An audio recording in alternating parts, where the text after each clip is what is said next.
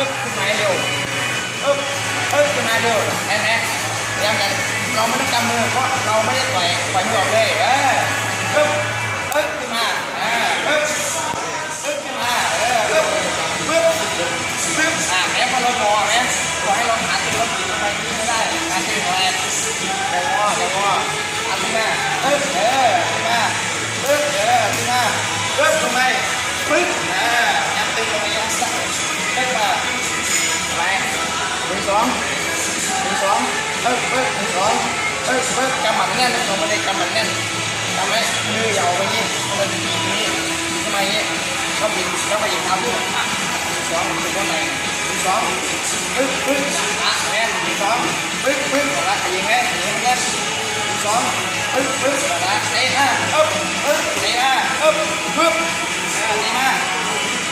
มาลงไปเสียบ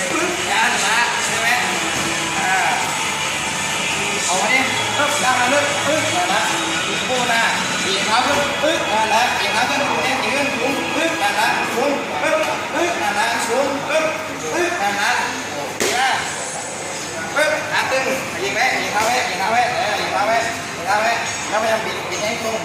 บิดเวียนตัวแล้วบิดอะไรเงี้ยทำไมดีมากยิงเท้าไว้แล้วบิดมาบิดเท้ามาบิดเท้าทีมย้ำเลยได้แล้วดึงถีบมาเลยไปดีมากยิงไปบิดมาให้ตรงกันบิดเท้ามาบิดเท้ามาให้เอาให้มันตรงแล้วพวกให้มาดีนะเลิกทีบรู้ไหมถ้าเราเป็นนี้เราถีบเลยเราเป็นล้มเราถีบขึ้นเราบิดต้องบิดขึ้นมาให้มันได้นี้ให้มันแน่นแล้วดึงแล้วถีบไปดีมากยิงไหมนะหามาดิยิงดีนะเดินหน้าเวลาเบิ้ลไม่ใช่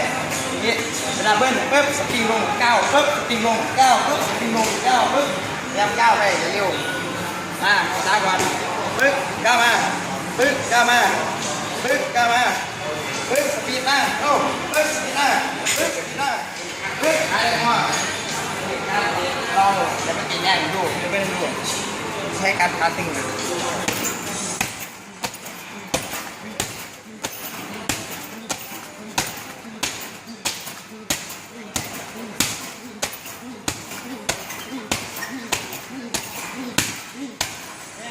วิ่งไม่เสียถ้าเราไปแรงก็คือไม่ติดโลกให้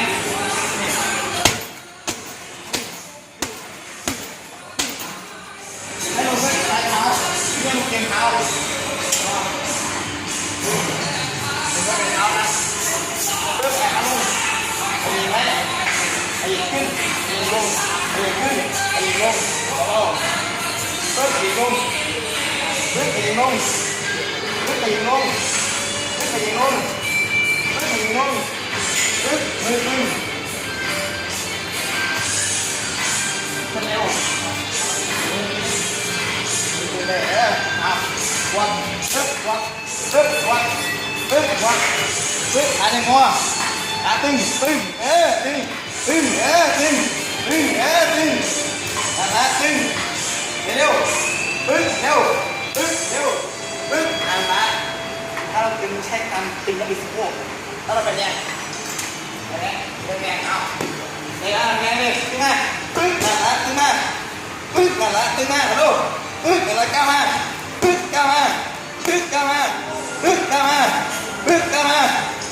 ิบนั่นลงให้สวด